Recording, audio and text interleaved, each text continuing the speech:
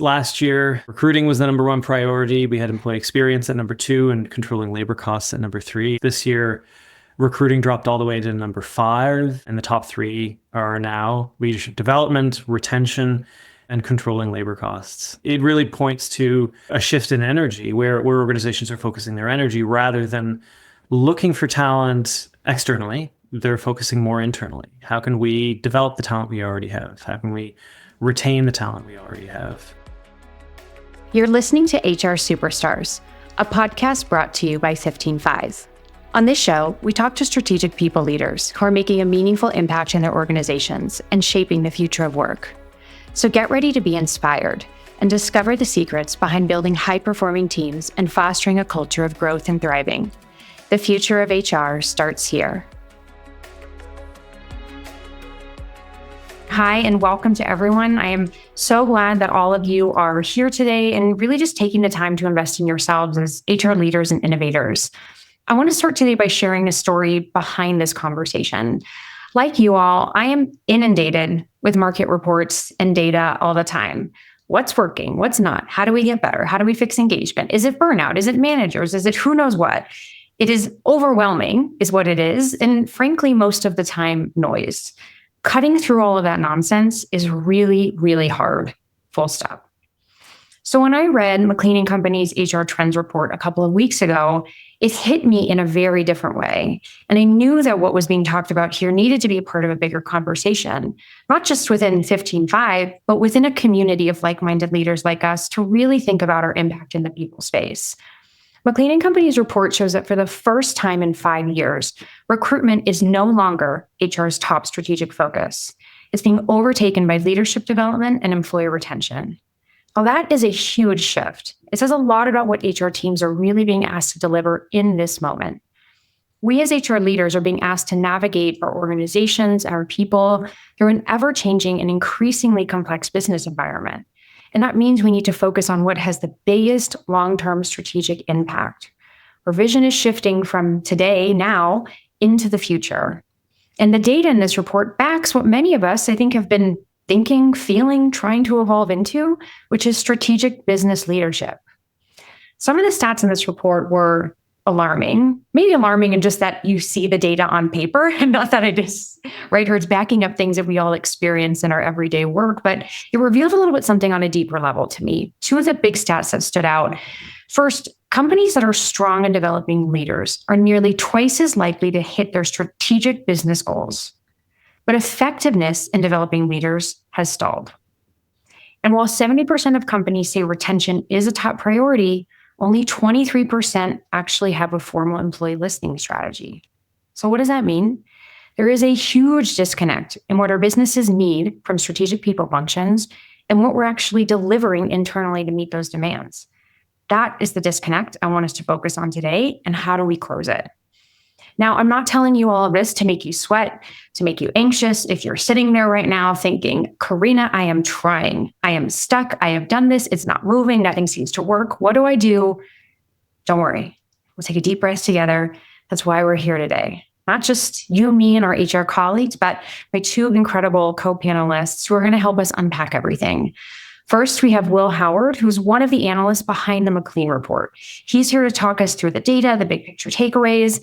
And we also have David Hawthorne, who is a seasoned HR leader who contributed to the report and experiences these trends every day. What is it like to take an idea, a strategy, and put it into practice? How do we overcome challenges? How do we measure impact? We've got all sides of the experience here. And that's where we're going to leave today feeling more confident that strategic HR is the right step for us, understand how we can bring some of this to our work, and feel really great about what we do differently in 2025.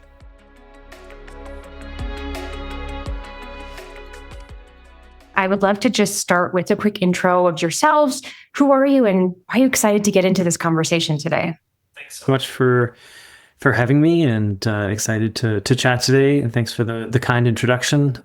Will Howard, practice lead at McLean Company. So I worked, as you said, on our HR Trends report. I've been working on it for a number of years now, so it's been really interesting in that time to see how things have shifted, how things have changed. And yeah, really excited to dig into it, and excited to hear David's perspective as a practitioner My favorite part of writing the report is, we get to see all of this data, but seeing it put into the context of real organizations, I think, is the most interesting part of it. So yeah, excited for the conversation. Thanks, Will. David.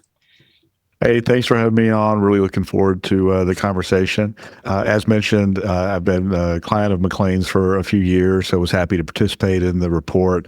Currently the Chief People Officer at AnchorPoint Management Group, basically a restaurant franchisee. We operate almost 500 locations in 23 states across the United States. Based here in Dallas-Fort Worth. I've been with the company 23 years, and in my 23 years, the company has increased tenfold in size. We've seen a lot of the challenges that the McLean trend surveys highlight, and I lived through many of those and happy to talk about them today. Looking forward to it. Yeah, awesome. Well, let's kind of start, Will. I want to start with some questions for you, thinking about where HR is focusing their energy 2025. So again, like I mentioned, we saw this really significant shift in priorities. Can you summarize that shift and what really you all took away from those insights?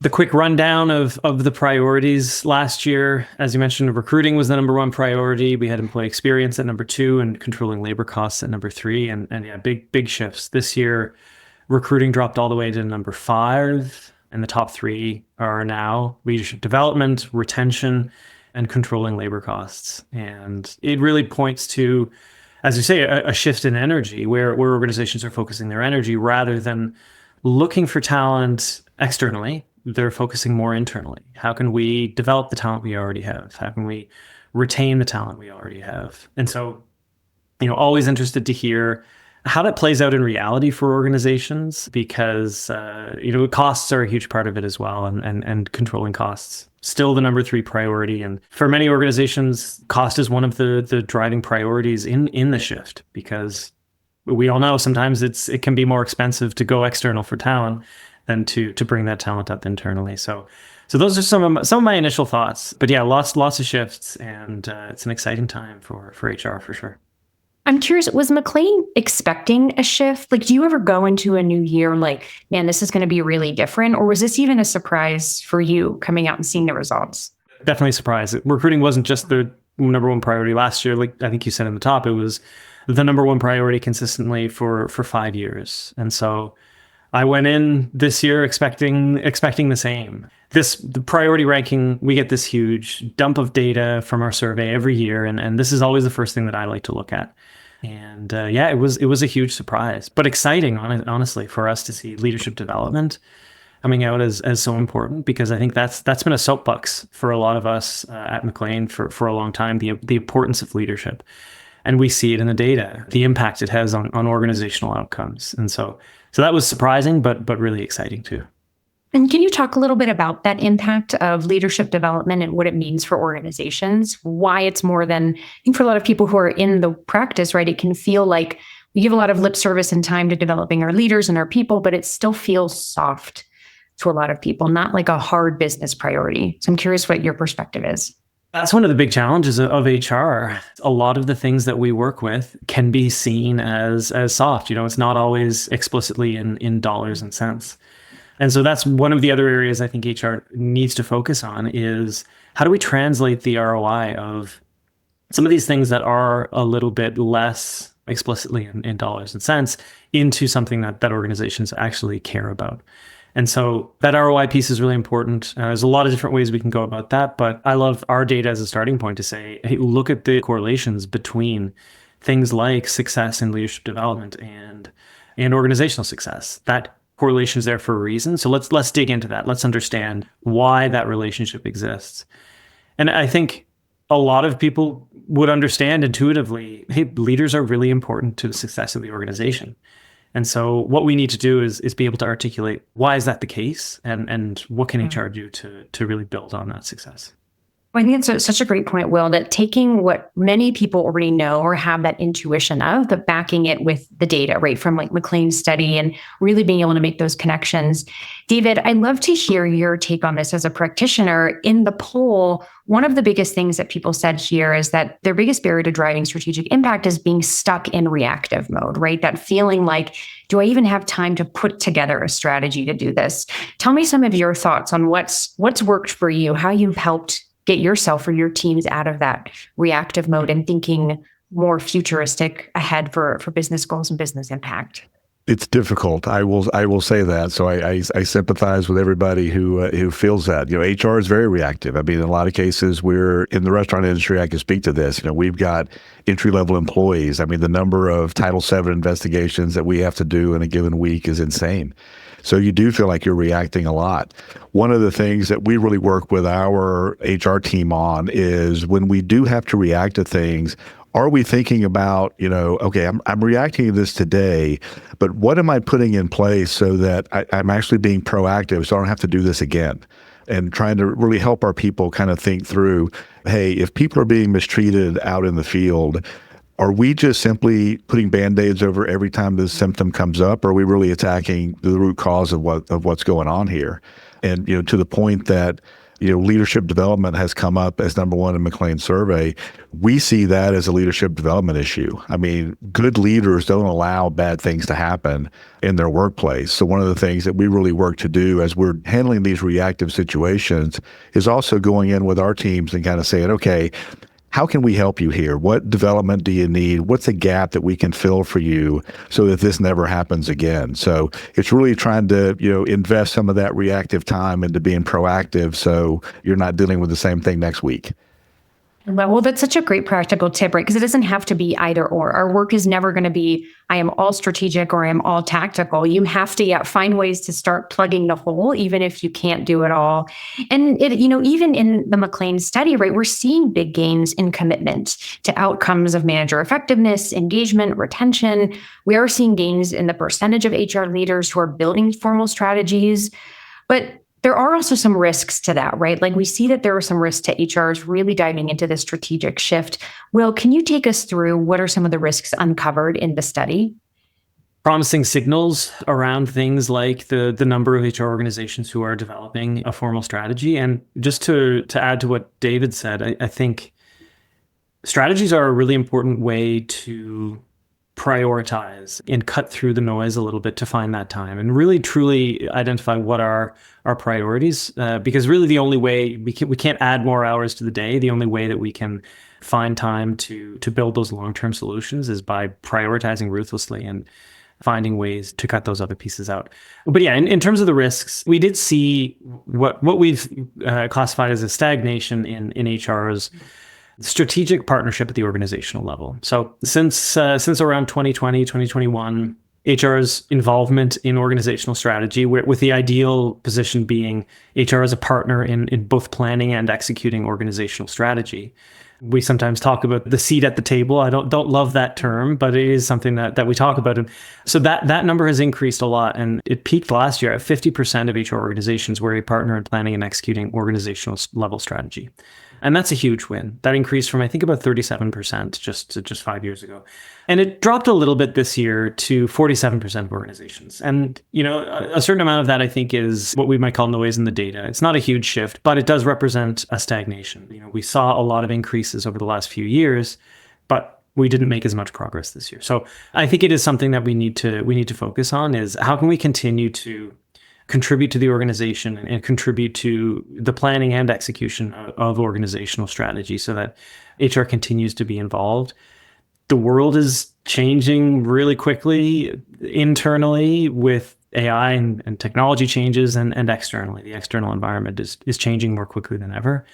HR's expertise in things like change management is going to be more important than ever. And so the risk, if HR continues to stagnate or even drop back in how we're being involved in organizational strategy, I think is risks around things like change management really, really critical to organizational success. David, when you hear that, what does that make you think of? Are you surprised to hear a stagnation? Not so much. I mean, clearly the pandemic really kind of put HR in a spotlight. I mean, there were so many things that came up that HR kind of took a front seat on that it never had before. And some people were ready for that. Some people were not. So I think it made sense that we saw those big gains in the last 5 years. What I would say is, we've got to be careful we don't let those slide back, right? We've shown that we're valuable, and I hate the term too, but we've given ourselves a seat at the table, and we have to earn it every day. And I think one of the things we've got to remember is if it is stagnated, that's our fault. What have we not adapted to? What have we not reprioritized? I think one of the risks in being strategic is not being willing to change your strategy if you need to. We've got to pivot. Business needs change, economies change, all sorts of things change. And we've got to be able to pivot and say, is this still the right strategy? And if not, why not? And what's next? I tell people all the time, I've been a chief people officer for 10 years now. When I became a chief people officer 10 years ago, I'd never been one before. I had no idea what I was doing, right? And so we kind of learn as we grow. And what I've learned in this 10-year, journey as a chief people officer is I still don't know everything. And I probably never will, but I should never stop learning and never start reaching out for data and information so that I can make better decisions. And I think if we allow ourselves not to do that, not to continue to train and teach ourselves where we need to be about our industries, about our business, about the data, about how we impact it, then we are going to stagnate and that number is going to continue to drop. So I would challenge everybody, don't let that happen to you. Yeah, well, exactly, because there's this interesting thread. First, I do want to come back to what is our alternate to seat at the table? So we don't use that anymore if we don't love that saying. But there's this thread around change and change management, which I am with you, Will. I think just generally change management, which to me so much is communication and how we actually lead people through change, but also that idea, David, of being self-reflective in change. Actually, as we're going through something, is this right? Being more agile, even as people functions. I think very traditionally it's been, here's our plan, we stick to it, we go out and we measure success, but the world is actually not like that. We are far more nimble as people and with technology. And so even being able as leaders to understand, hey, we're trying this, it's not working, what could we do different? Do we have a way we could kind of move even through things and try different results? Not always just stick with what is tried and true, but really look at what are other organizations doing? How can we learn? How can we really adapt to that? I think even what I was saying earlier, just cutting through the noise. Like sometimes there's so much noise in our world. I don't know if anyone else does this, but you just tune out. And we actually, I think, we can't tune out anymore. There's no more time for that. I mean, if you are going to tune out, you now know the risk, right? You're going to lose your seat, your voice at the table, whatever it is that you have, but really put yourself behind as a strategic HR leader. I mean, you have to be really in the forefront, pushing things ahead. So I love just seeing that connection even between your two experiences. I'm curious, Will, for the stagnation that you saw in the data, was that industry specific? Is it a broader trend across all business sectors? Pretty broad trend. There are some differences in industry as there always are, but it is something that we're seeing sort of across all organizations. And I think one of the key pieces is exactly what David said around data. Another shocking and concerning finding, not to just focus on the negatives, was the fact that HR, on average, HR's data literacy continues to be a real concern. Less than a third of HR organizations are highly effective at facilitating data-driven decisions. And that number has stayed the same over the last 3 years. We haven't seen any growth.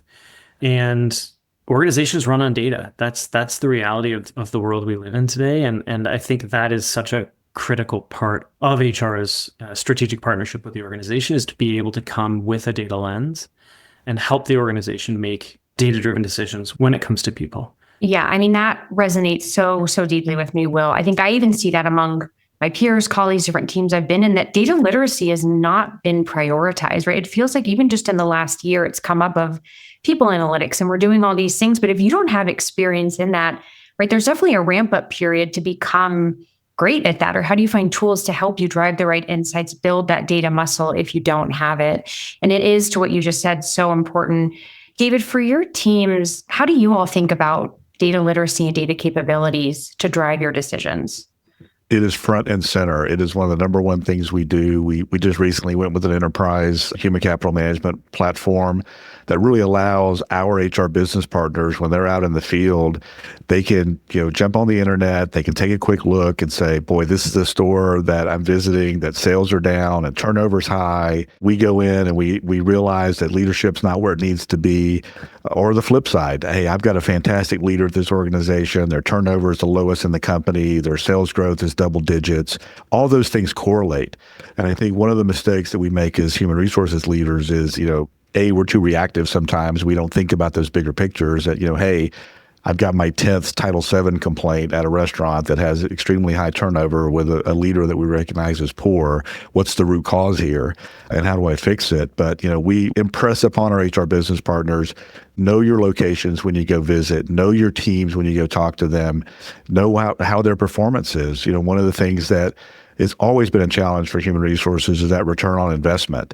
But one of those puzzle pieces that fits in to figure that out is being able to look at operational results, based on the people skills that you see. Hey, we've identified that these are solid leaders for us. Look at their results compared to the rest of the organization, or to those leaders that we think are not as good as they need to be, and how they compare. And that really kind of helps us drive that leadership development and recognizing the gaps people have, and how do we plug those holes so that this store can have double-digit sales growth too. Because that's what all companies are looking for, is revenue and profit growth, right?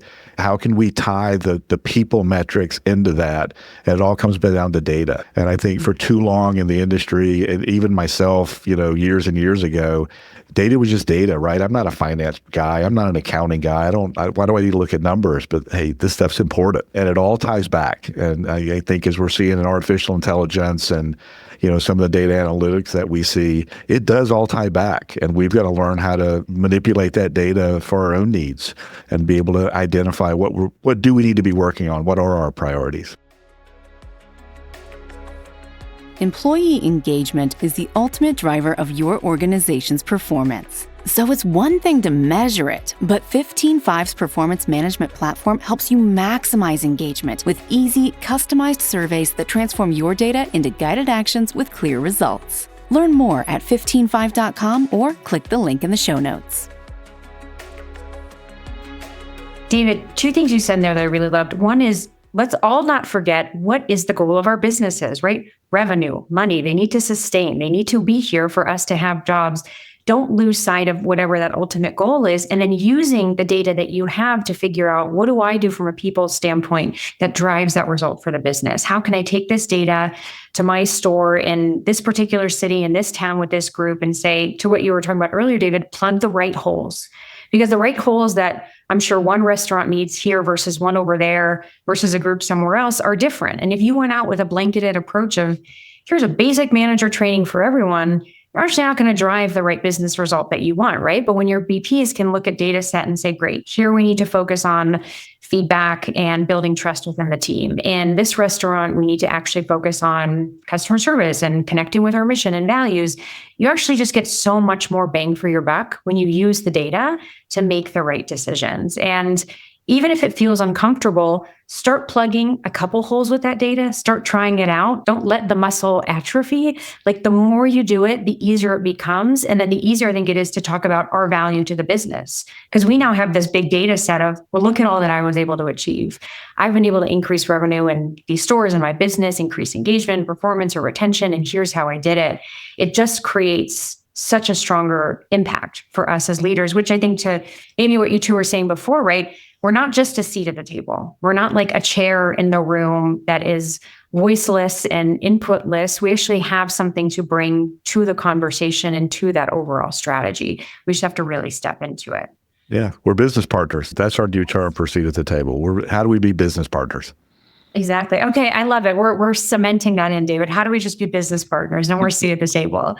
I want to take us to a second poll for the group out here, which is, now that we've heard a little bit more about the data and more about some of the solutions, is what would help you make progress on your people strategy this year? I'm just curious for what are the tools that folks are looking for that you think would close some of the gaps? Like I mentioned earlier, we had a big number of people who said they feel like they're stuck in reactive mode. Folks who also feel like they're just not involved early enough in business decisions, which I'm curious, David, maybe you could speak a little bit to that, right? What are some things that have worked for you that you think could help these leaders break through? You got to find the right people to talk to. And it may not be, the CEO or the COO or any of those folks. It may be somebody middle management, a regional manager. Everybody's got different titles for everything. Hey, here's a trend I'm seeing. Here's data I think supports this position. What do you think? Can we pilot this somewhere? Can we see where it goes? Find a partner in crime to help you establish that new thing that you want to do, but sell it. And again, sell it with data, especially when you're talking to operators. We find operators love data. And as HR folks, we need to love data as well and find those key pieces of data that help us support our point and go prove what we want to try and then get buy-in to do it. The more that happens, the more that you become recognized as, hey, this is a person that's really trying to help us here. Let's listen to them. And that makes a big difference. Data can be really intimidating for a lot of people who aren't comfortable, don't have a background in it. But I think it's really important to remember that we as HR, we don't need to be the data experts. We don't need to be data scientists, and we don't need to have, be able to run regression analyses or things like that. Really, the most important thing is that we can use data, that we can see the data and interpret it and apply it to our businesses. So I do see a lot of fear, a lot of intimidation about data, but really it's about understanding. It's about being able to interpret and apply it. So if you're in that position of feeling a little bit overwhelmed or intimidated, take a step back and just use your business acumen to use that lens to look at the data. And I think that will go a long way. When I'm struggling to kind of fit, how does this work together? I have really good friends in the finance department that can help me help me understand what this means and how you look at it. And it's really interesting to get, their input. It either challenges your assumptions or supports your assumptions. Either way, you've learned something. Will, in the data, was there anything else that you saw around what insights, what could help HR leaders break down barriers when it comes to people managers in particular? Coming back to our number one theme, leadership development, we all want our managers to be better. And sometimes it feels like we are fighting the good fight and just making little progress. What else could we do that the data is showing that maybe we're not doing today? One is something that HR can own, and I think another is something that people leaders themselves need to own, or it's a shift in people leadership more generally. The first one, not to be a broken record, but it's data. Our people leaders care about business results. They're held accountable for business results. So the more that we as HR can tie our initiatives and the work that we do with people leaders to business results through data, the better off that collaboration is going to be. So I think that I won't, belabor the point on that too much, but I do think, data is critical for this too. Another piece that I feel really strongly about is rethinking the role of people leadership a little bit from the ground up and thinking about it from a human-centric perspective and, building trust and thinking about what does leadership mean from a human-centric perspective, putting the human first.